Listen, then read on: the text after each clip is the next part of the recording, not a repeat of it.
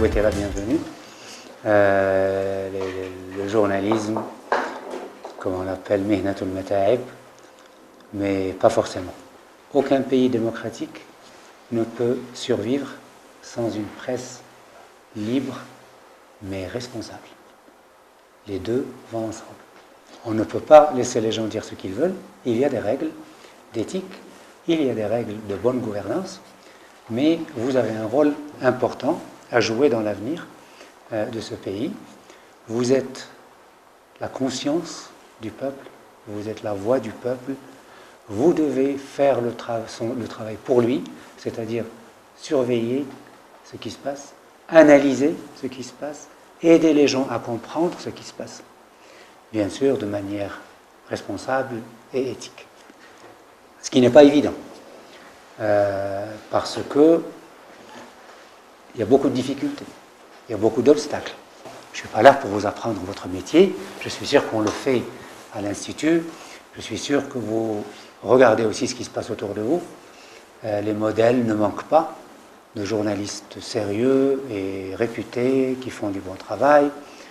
Les modèles ne manquent pas aussi de journalistes véreux, etc., qui ne font pas leur travail comme il faut, comme dans toutes les professions. C'est-à-dire il ne faut pas se faire d'illusions.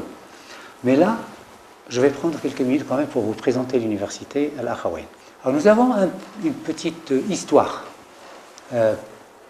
derrière la création de l'université. Ça a commencé par une idée que Sa Majesté Feu Hassan II avait de créer une université qui servirait de modèle, mais qui serait différente. Bon, vous avez l'image devant vous des deux rois. Mais pourquoi? Eh bien, parce qu'en 1989, il y avait un pétrolier iranien qui naviguait autour des côtes entre El Jadida et Casablanca, et il y avait des fuites de pétrole, il y avait des risques que le pétrolier sombre, coule carrément. Donc il y avait un risque de marée noire.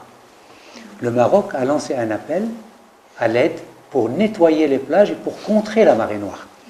Et bien, finalement, le pétrolier a été réparé et le pétrole qui s'est échappé n'a pas constitué de menace aux plages marocaines. Il a été soufflé vers le large, la nappe s'est dispersée et il n'y avait plus de besoin. Mais entre-temps, Feu, le roi Fahd, avait signé un chèque de 50 millions de dirhams pour faire face à la catastrophe pétrolière. Le roi Fahd a accepté et l'université Al-Akhawayn est née. Université publique. Beaucoup de gens pensent que nous sommes une université privée. Nous ne sommes pas privés, nous appartenons à l'État marocain. Et on est à but non lucratif, not for profit. Notre but, ce n'est pas de gagner de l'argent. À la fin de l'année, on ne distribue pas les bénéfices aux propriétaires. Il n'y a pas de propriétaire, c'est l'État qui est propriétaire. Donc, ce que les gens payent, en fait, ne couvre que 54% du budget. Donc, même si les étudiants paient des frais, ça ne représente pas la totalité des dépenses. Alors, nous sommes aussi co-educational, dans le sens que nous avons des garçons et des filles. Nous sommes une université marocaine, pas américaine, ce qui est aussi important. Donc, sur le plan des concepts, il y a beaucoup de gens qui pensent que nous sommes l'université américaine d'Ifrane. Non.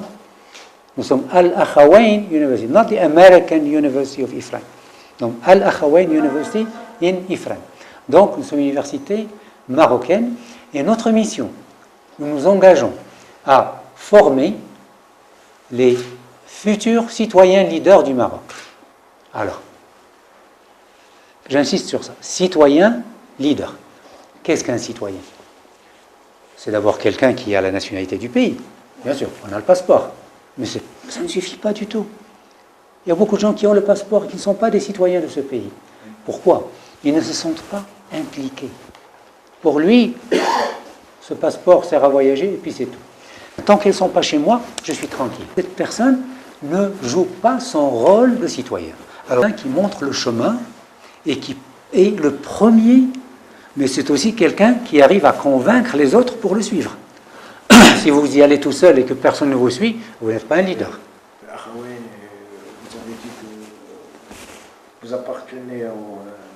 Est-ce que c'est le holding royal ou bien est-ce que vous appartenez à l'État marocain? À l'État marocain, c'est-à-dire le ministère d'éducation ou bien vous êtes... Non. Alors, nous appartenons à l'État marocain. C'est la diapo prochaine. Moi, c'est une formation professionnelle. Mais si vous deviez être dans le Liberal Arts Curriculum, vous feriez votre apprentissage au métier de journaliste, mais à côté, vous apprendriez des choses transversales qui ne dépendent d'aucune spécialité. Par exemple, nos étudiants, ils prennent des cours en sciences humaines, en sciences sociales, en sciences exactes, en langue, en communication, en informatique. Ça, c'est des cours enseignés. Sciences politiques. Bien sûr, pour moi, ça fait partie des sciences sociales. Donc, les sciences sociales, c'est la psychologie, la sociologie, l'anthropologie, système politique. Ensuite, sciences humaines, c'est philosophie, c'est littérature. Donc, il y a un cours de littérature arabe, littérature mondiale comparée, religion comparée. Vous êtes passé à côté de l'occasion d'en faire quelqu'un qui ira loin. Si vous voulez que quelqu'un aille loin, il faut lui donner cette largesse, breadth. Il faut une formation vraiment large, polyvalente, oui, c'est vrai, c'est-à-dire que, et diverse. Il faut que cette personne touche à tout. Pourquoi? Parce qu'on ne sait pas de quoi l'avenir sera fait. D'abord, on sait une chose, c'est qu'à l'avenir, il faudra travailler en équipe. Oubliez le travail individuel. Où que vous soyez, vous travaillez en équipe. Donc, nous voulons d'abord enhance Morocco, c'est-à-dire améliorer le Maroc, and engage the world, et nous attaquer au monde. D'où la vocation globale et internationale. Alors, Sa Majesté le Roi est président honoraire. Et c'est lui qui nomme les membres du Conseil. Alors, nous avons des représentants du cabinet royal, du gouvernement. Alors, le gouvernement, nous avons l'enseignement supérieur, nous avons l'intérieur, les finances, nous avons les affaires islamiques, nous avons les affaires étrangères, non, l'enseignement supérieur, j'ai l'éducation nationale supérieure. Nous avons 3 campus. Celui où nous sommes, là, de 75 hectares.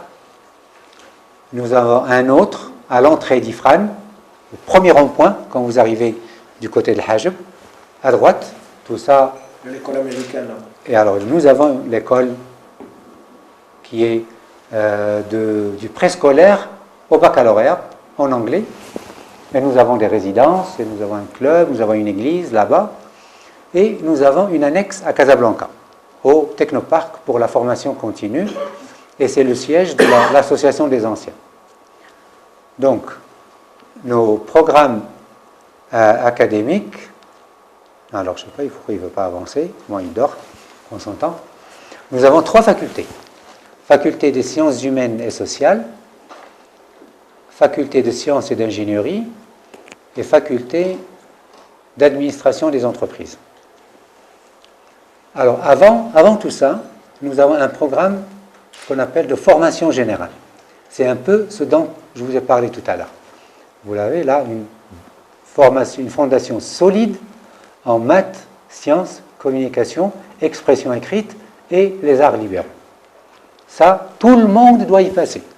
que vous soyez ingénieur ou spécialiste des ressources humaines, ou en communication, ou en marketing, n'importe quoi. Alors, nous sommes accrédités. Alors, les accréditations sont des reconnaissances de qualité. Alors, d'abord, nous sommes accrédités par l'État marocain, parce que nous faisons partie de l'État marocain. Donc, nos diplômes sont des diplômes nationaux, équivalents aux diplômes délivrés par les établissements du ministère de l'Enseignement supérieur. Par exemple, là, nos lauréats, à 91,5%, ils sont en état d'activité professionnelle, 5,4% continuent leurs études supérieures, 2,5% cherchent un emploi. Je vous remercie. Oui, je connais de réputation. Ben, merci. شكرا للدكتور شريف بالفقيه على كل المعلومات التي قدمها لنا. كان نحن كوفد من مدينة الدار البيضاء للمعهد العالي للصحافة والاتصال. شكرا لك مرة ثانية دكتور شريف بالفقيه، المدير التنفيذي للجامعة الأخوين بمدينة إفران.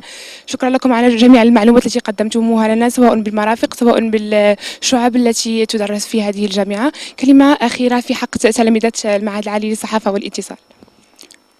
أولا أشكركم بدوري على زيارتكم، على اختياركم جامعة الأخوين. كما أسلفت في مقدمتي، مهنة الصحافة مهنة نبيلة وليست مهنة الراحة، تسمونها مهنة المتاعب.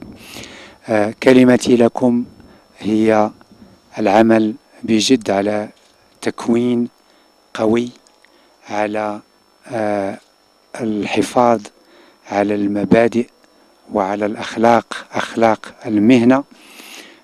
الصحفي يلعب دورا مهما في الحياة الديمقراطية للبلد، يلعب دورا مهما في تثقيف القراء والمشاهدين والمستمعين، يلعب دور مهم في محاربة الفساد ومحاربة كل ما هو سلبي في المجتمع.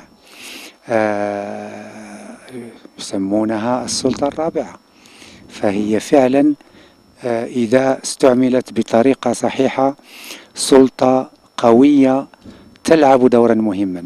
أتمنى لكم جميعا التوفيق والنجاح، ونحن على استعداد للتعاون معكم في حدود إمكانياتنا، وفي استقبالكم واستقبال زملائكم في الجامعة كلما سمحت الظروف بذلك، وأتمنى لكم التوفيق. ونحن بدورنا نشكرك سيد شريف بالفقيه، وأشكرك كذلك باسم جميع الطلبة الذين معي. شكرا مرة ثانية. شكرا جزيلا.